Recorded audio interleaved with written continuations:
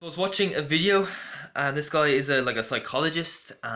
He speaks about things like relationships and stuff, and how to get women if you're a man. And he said he was speaking to some guy who said he couldn't get women. He was very depressed about it, and I'm like, you're very depressed about it. That's a terrible way to be. Okay, um, in life you have to have a little bit of independence. You have to be able to walk on your own, because you can't expect the world to fall for you. Okay, sometimes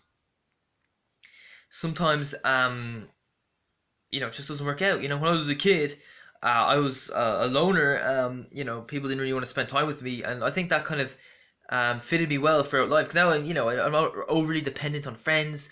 I'm like, yeah, I wouldn't mind. I wouldn't mind meeting up with friends or anything like that. But if friends don't want to meet up with me, it's no big deal. So yeah, that's the thing. People you need to just try to have fun, and don't let like I remember, there's a TV series called Cobra Kai. And Cobra Kai, it's about karate. Cobra Kai, that was a karate dojo in the Karate Kid. They were trained to be aggressive, strike first, strike hard, no mercy, sir. That was their main goal. 2018, Johnny Lawrence, one of the students who fought Daniel LaRusso, he set up Cobra Kai again. And so what did he do? He's training a new generation.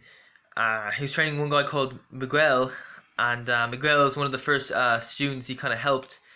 Kind of similar to the way, I think the relationship between Johnny Lawrence and Miguel is kind of similar to that of Miyagi and Daniel LaRusso in the original Karate Kid movie.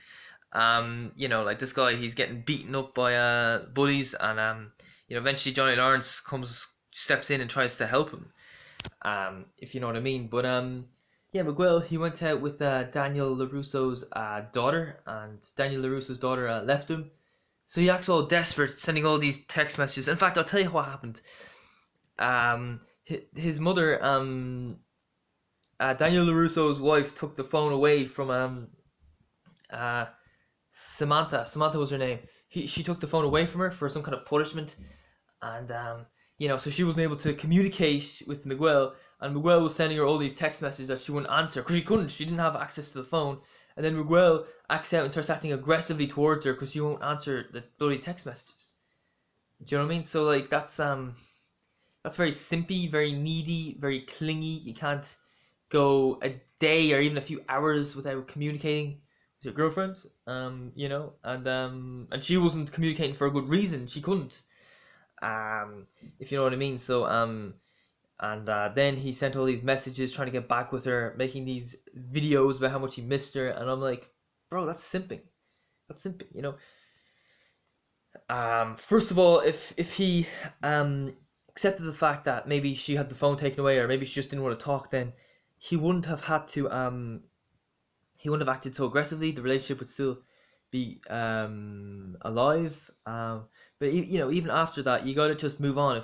If a woman breaks up with you, then you move on to the next one. Because women are like companies. They say women are the ones who choose um who they want to be with. Okay, it's like they're the companies, we're the employers, we're the workers. So like, say you're unemployed, I got fired from McDonald's, say, or I quit McDonald's.